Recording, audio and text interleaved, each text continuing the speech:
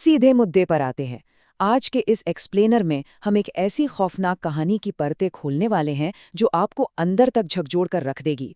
इस कहानी में जीवित रहने की जद्दोजहद है, इंसान का अंधा लालच है और एक ऐसा प्राचीन श्राप है जो मौत से भी ज्यादा भयानक है। हम इस पूरी घटना को स्टेप बाय स्टेप डिकोड करेंगे ताकि इस खौफनाक दुस्वप्न के पीछे का असली तंत्र हमारी समझ में आ सके। अब जरा इस चौंकाने वाले सवाल पर गौर कीजिए।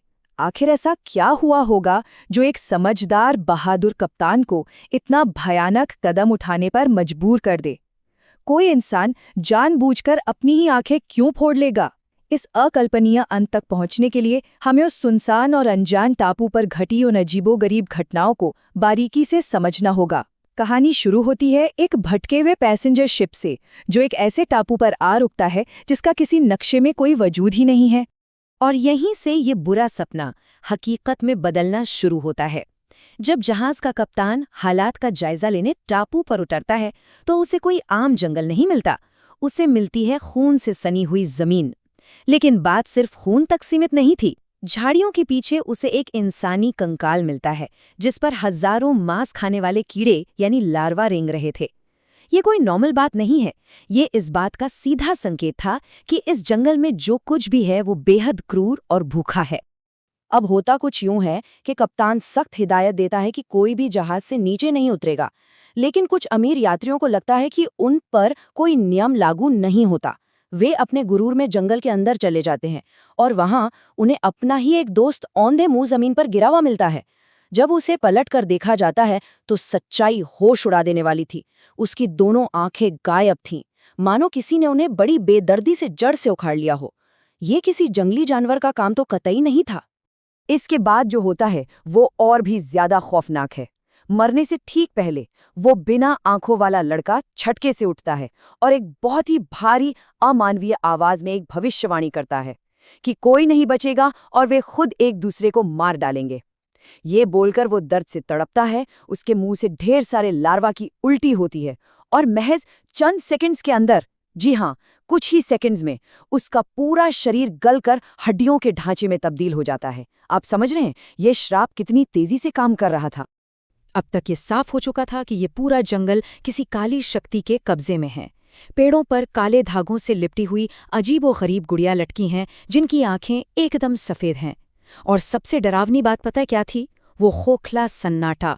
जंगल में कीड़े मकोड़ों की जो एक आम आवाज़ होती है ना, वो वहाँ बिल्कुल नहीं थी।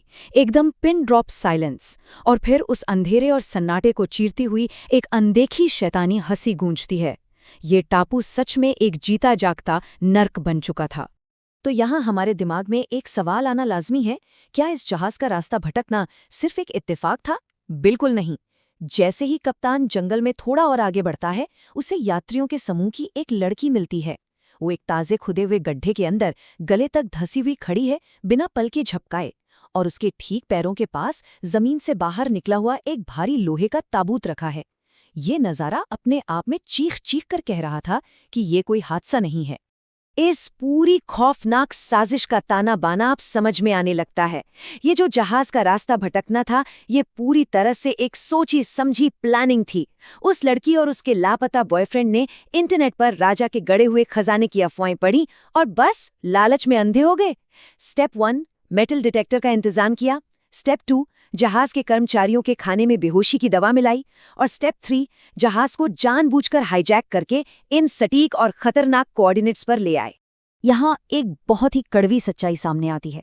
कप्तान को ये समझते देर नहीं लगती कि उनकी मौत का कारण कोई खराब मौसम या तकदीर नहीं है, बल्कि वो अंधी लालच और वो बिना सिर पैर की इंटरनेट अफवाहें हैं जिन्होंने उन सबको इस प्राचीन जाल में फंसा दिया है। ये महज एक कहानी का हिस्सा नहीं है, बल्कि आज के फॉरवर्डेड मैसेजेस वाले दौर और इंसान के लालच पर एक करारा तमाचा है। एक छोटी सी बेवकूफ़ी ने सबकी जान दांव पर लगा दी थी। अब हम आते हैं इस कहानी के सबसे रहस्यमयी और खतरनाक हिस्से पर। कप्तान को समुद्री इतिहास की अच्छी खासी समझ थी और वो इस टापू का असली सच जानता था। ये कोई खजाने का आइलैंड नहीं है, ये तो एक सुपर नेचुरल जेल है, एक ऐसी खौफनाक शैतानी पुजारिन की जेल जिसका श्राप महज उसकी नज़र से फैलता है। जो भी उसकी नज़रों के संपर्क में आता है वो तुरंत गलने लगता है, उसे ये जानलेवा बीमारी जकड़ लेती है। उसकी नज़र ही उसका सबसे बड़ा हथियार है। इस श्राप की जड़ तक पहुंचने के लिए हमें सदियों पीछे जाना होगा। बात तब की है जब एक राजा ने इस पुजारिन को सूर्य ग्रहण के वक्त 5वें बच्चे की बलि देने से रंगे हाथों पकड़ा था। लेकिन कहानी इतनी आसान नहीं थी। एक साधु ने चेतावनी दी थी कि मरने के बाद भी उस पुजारिन की नज़र में इतना जहर होगा कि वो पूरी बस्ती तबाह कर देगी। तो राजा ने क्या किया?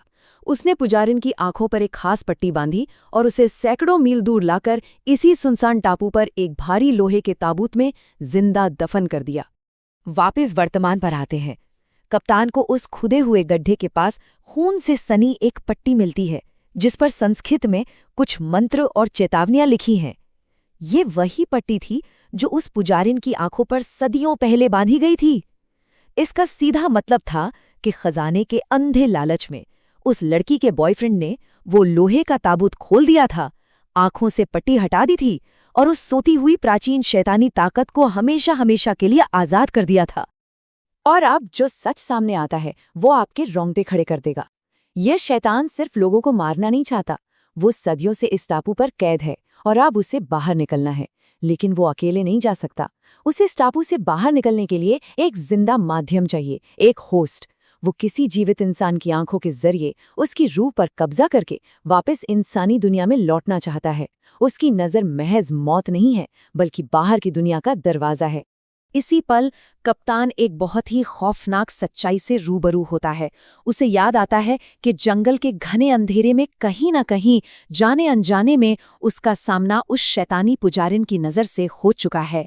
वो समझ जाता है कि वो अब संक्रमित हो चुका है। शैतान अब उसे अपना मोहरा बना रहा है ताकि वो कप्तान की आंखों में छिपकर उसी के जहाज के जरिए इस टापू से बाहर निकल सके और मुख्य भूमि पर तबाही मचा सके। अब आपको उस सवाल का जवाब मिलेगा जो हमने शुरुआत में पूछा था। उस प्राचीन बुराई को इंसानी दुनिया तक पहुंचने से रोकने के लिए कप्तान ने एक ऐसा फैसला लिया जो कोई सोच भी नहीं सकता। जब उसका आखिरी बचा हुआ साथी उसे ढूंढते हुए आता है तो वो देखता है कि कप्तान के चेहरे से खून बह रहा है। उस कप्तान ने खुद अपने ही हाथों से एक तेज चाकू से अपनी दोनों आंखें बाहर निकाल ली थीं और उस प्राचीन संस्कृत वाली पट्टी को अपनी आंखों पर बांध लिया था ताकि वो शैतान उसकी आंखों के जरिए दुनिया में ना जा सके। और इसी के साथ हम इस कहानी के अंतिम और सबसे बेचैन कर देने वाले मोड़ पर आ पहुंचते हैं। अंधा हो चुका कप्तान अपने उस इकलौते साथी को इमरजेंसी संदेश भेजने और जहाज लेकर तुरंत भागने का आदेश देता है। कप्तान का बलिदान तो बेमिसाल था, लेकिन ये हमें गहरे सवाल के साथ छोड़ जाता है। क्या कप्तान ने उस शैतान को हमेशा के लिए उस टापू पर कैद कर दिया, या फिर उस शैतान की खौफनाक खुली आंखें अंधेरे में इंतजार कर रही हैं किसी अगले शिकार का, किसी अगले जहाज के वहां भटक कर आने का? जरा सोचिएगा। इस एक्सप्लेनर में मेरे साथ जुड़ने